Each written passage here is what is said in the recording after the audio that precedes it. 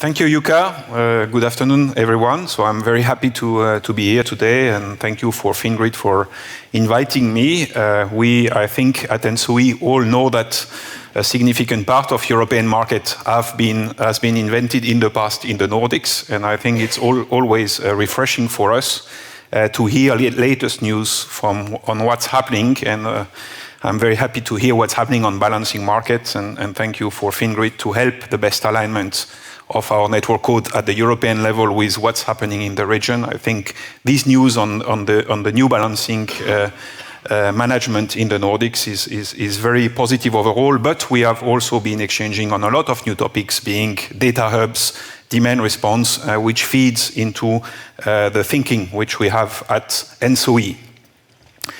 A few words maybe about myself. I'm not coming from an association background. I'm actually coming from a business background, and I come more from the IT side, and I've been working most of the first time of my careers into smart grids, demand response. I'm a prosumer. I have an electrical vehicles. I have PV at home. I have a microgrid, and I'm all a believer of this future economy, and I hope I'll be able to facilitate the emergence of these new models.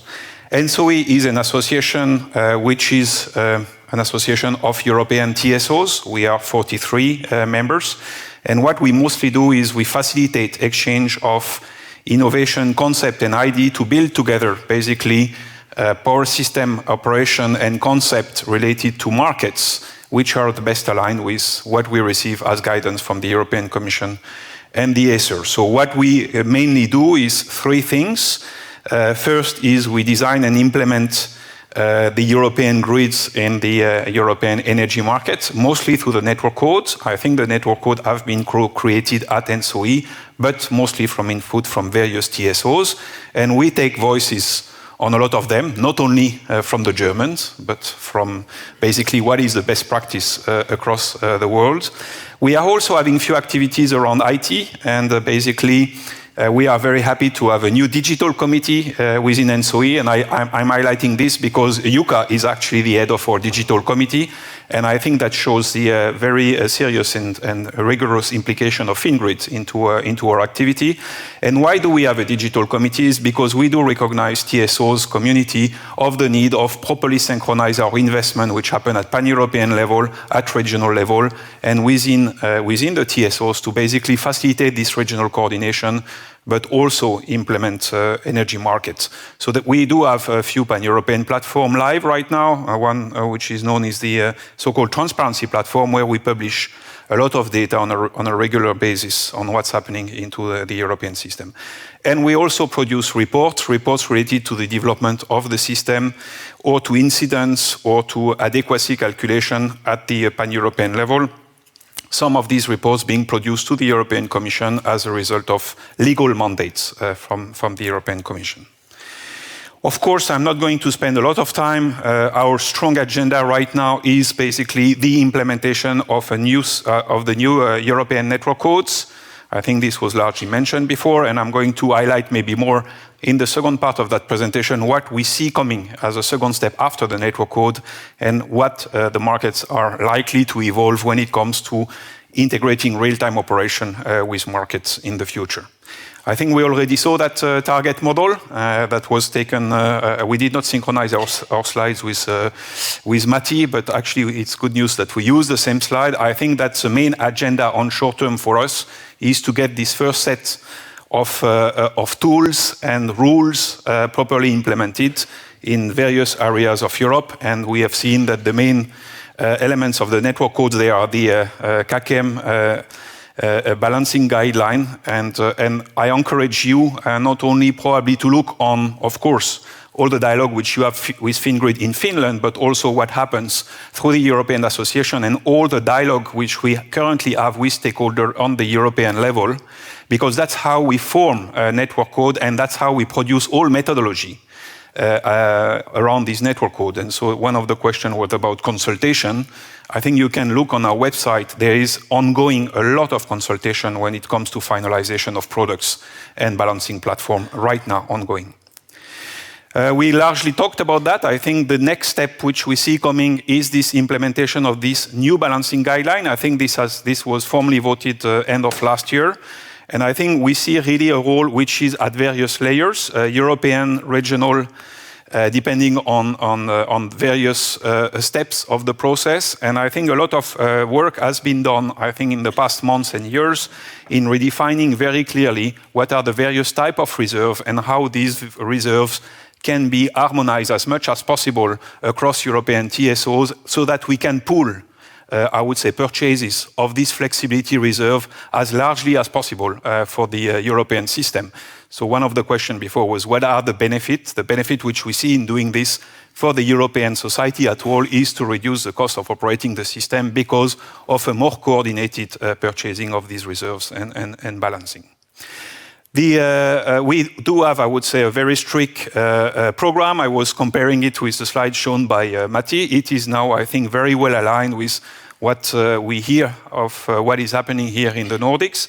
And we try as much as possible to bring basically the pan-European level of the platform with the right product ready, with the necessary change which are required in various regions when it comes to basically a new concept like capacity calculation or the definition of reserve sizing and so on. So we try to be as synchronized as possible between the local regional TSOs and the pan-European steps. And what we see is a lot of happening right now, still in orange in 2018 and 2019. And if I remember when, we probably have 10 consultation plans this year around indirectly related to these balancing markets. So once again, if you want to influence, it's still time to try to look at this detail and basically post your comments. And we do have a partnership with every TSO who can, of course, also account for these comments into their regional implementations.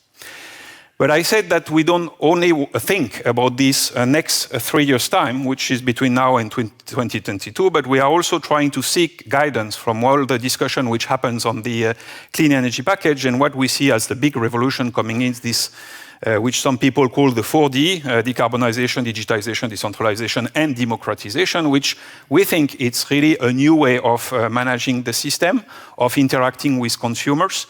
And basically, we really try to figure out how the system and this entire process is going to evolve into this environment. And we are not saying that basically the network code in 2022 is the end of the transformation. We say that it is the beginning of the transformation, and that transformation is going to be continuing between 2022 and probably up to 2030, because that is quite a significant step.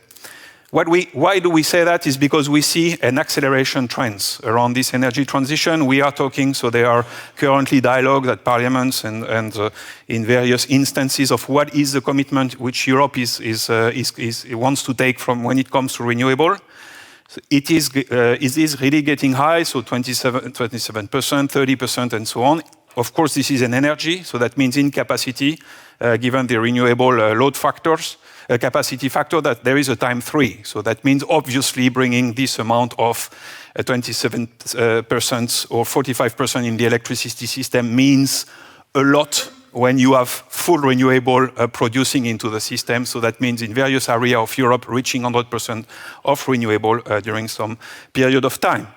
What we also see, and very few people mention that when they are talking about the benefit of renewable, renewable is good, is cheap, but it is not located close to the load centers. It is cheap when it is offshore in the north, or in some area onshore, but not close to the cities, or when it is rather in the south, and when it is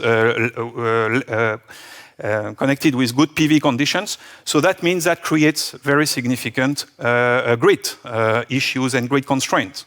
And so I think what we see evolving is the historical model of the grids being a copper plate is severely challenged by that situation. So basically less inertia into the system, much more power electronics, need for more interconnection. So sometimes I'm hearing everything gets decentralized, so maybe the main system is not needed anymore. Actually, in our calculation, which we do, is we see still growing interest for further interconnection and further integration of renewable across Europe. That is a very, very strong trend, which we see. Changing power flow and congestion. Before, congestion were kind of easier to predict. Now things are changing in real time, depending on weather conditions. So that means rethinking the way we balance, the way we manage this congestion, and progressively put more flexibility into the system to allow the balancing of this congestion. And of course, unlocking more and more flexibility, because what is the trick behind all that is to get more flexibility of what we have. We currently see already in continental Europe, in area of continental Europe, currently around Germany, situation where we really lack flexibility in being able to redispatch the amount of energy which is required currently into the current congested system. So that means these topics of flexibility is really a real need which we see coming in the future. Of course, the dynamics is significantly changing associated to that. Variability, uncertainty, so you probably are most experts, so these are known concepts. Decentralization, so the question here is how do we aggregate this through aggregator, but in the same time, while this aggregation happens, how do we keep a certain level of observability, visibility into the various part of the TSO and the DSO systems, because a distributed energy resource, even if it's connected to the distribution part, I keep saying, has as a set point the frequency which is given for the entire system. So there is still a link with these distributed resources. And basically the introduction of more and more DC, high voltage DC, and basically complexity in controlling and coordinating resiliency of that system into this overall environment. So there is a lot of R&D which we see coming in, and we do have an ambitious agenda onto this specific one. I think what we also must recognize as TSO is the technology disruption which happens around us. That is, I'm coming from that environment, and I'm very convinced about that, is that we see at the edge of our system really new technologies which are bringing new levers for integrating flexibility, being flexibility related to storage, demand response, but also new technology related to digital multi-sided platform. I've read plenty of books on how Facebook or Uber have been developing into their own environment. There is a lot of lessons which we can learn for the energy space, is how basically as a grid operator we can become a facilitator and an orchestrator of these transactions and basically help aggregators to develop their business for flexibility here and make use potentially of new technology like blockchain. I'm sure blockchain, when you're going to go into models where you're going to sell green energy to a consumer, as I am an electrical vehicle, I would like a guarantee of the green electron feeding my charging of electrical car, not out of a renewable certificates, which is basically based on energy, but out of what is currently supplied into my house at a certain time. So I'm sure there will be evolution related to that as well. So as TSOs, as NSOE, we are trying to organize ourselves to be able to track this innovation so that we can integrate it as much as we can into the thinking of our future system. So I already mentioned this idea of orchestration. So the old system was pretty much wholesale and retail. We really see this now evolving into the need of orchestrating wholesale and retail together. And I'm not going to touch the topic in that slide about TSO, DSO. I'm going to touch it after. But the question is, who is going to play that orchestration? So that basically what happens on the wholesale and high voltage and on the distribution level is coordinated. And we don't have effects of loop flows, kind of, or basically putting flexibility up and down on both sides of the high voltage and medium low voltage, which would be detrimental to the cost of the electricity at the end of the day. So this orchestration is important. So we have a group inside NSOE where we try to figure out what will be our future relationship with DSOs and with this future DSO association, if it ever exists. But I think whether the association exists or not is one question. What is absolutely a no-brainer for us is we need to change our relationship between TSOs and DSO and go more into a partnership kind of relationship with much more joint effort, joint design for the benefit of the consumer, the prosumer at the center, and thinking ourselves together how to evolve the market for flexibility, whether it's on high voltage or medium and low voltage. So integrating the prosumer into that. So how can we get the prosumer attracted into this? I'm sure in this audience there is a lot of aggregators and innovators into that space. So I'm very interested to hear ideas into that. What is going to be the signals which the prosumers is going to be interested to react to? What is the kind of user interface he would like, if any, or should it be fully automatized out of machine learning or whatsoever?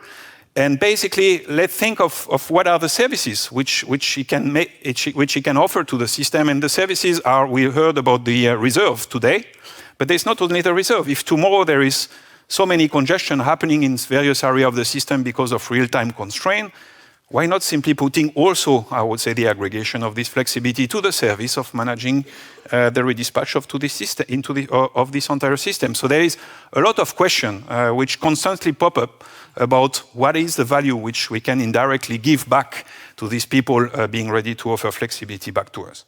So of course, at the center is this notion of TSO-DSO cooperation. We do have a group which works on this for more than 2 years, I think now, and I think it is monitored by the Commission.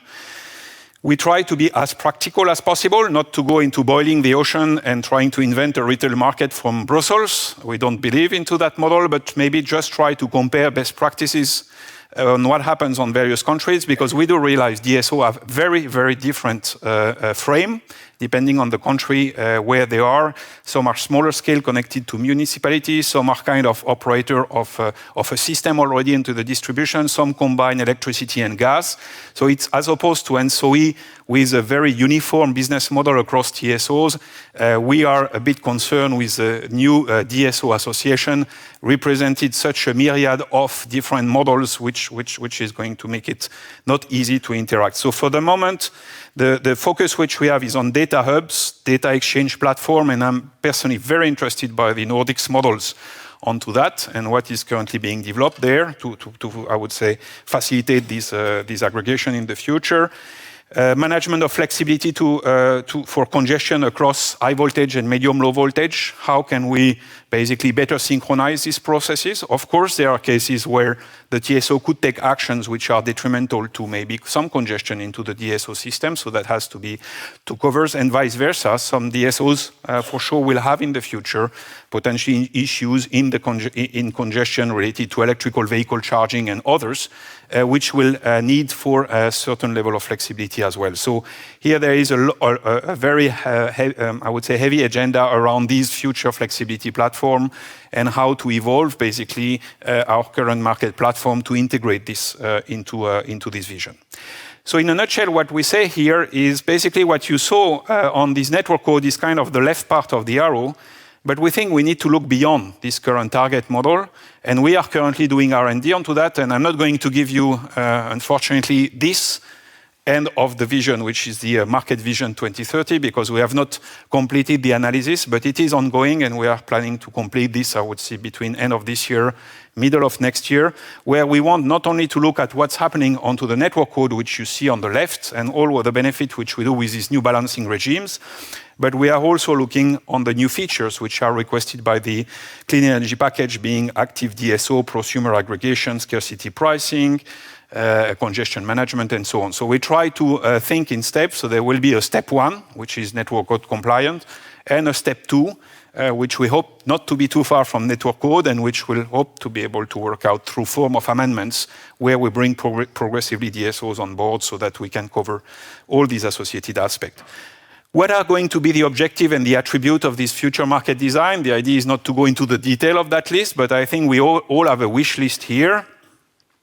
We talk about co-optimizing further flexibility together associated to the service which they can supply.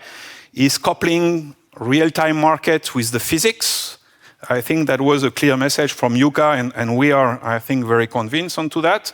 So taking into account the grid security constraint into the real-time market clearing for those who come from the detailed environment. So how to do that without being a centrally dispatched system. So there is, I would say, probably some R&D and model to be done. And then also keeping some flexibility, because at ENSOE we don't want, I would say, and we are not a believer that Europe is going to impose a single electricity market model to the entire country, and we are realizing that it's a matter of balance of having, I would say, market design which are kind of specific for various countries because they are slightly different constraints, but still having a certain level of commonality so that we can couple and bridge this market together as what we've been doing with flow-based. And I think there are common attributes which we need to be defined so that the market is flexible enough and can work through various frameworks. Some could go to locational marginal pricing. By the way, Poland has decided to go into that direction now, first country in Europe. And then some could go straight into 15 minutes, but some other could keep hourly aggregation depending on their constraint and so on. But still, we need to make sure that the interconnector works and basically that the pan-European level stay consistent when we come to capacity calculation, flow base, and so on. So basically, what we would like is have an overarching target model which takes into account these new clean energy package attributes and gives basically tools for flexibility, implementing it to the flavor of what happens into the countries.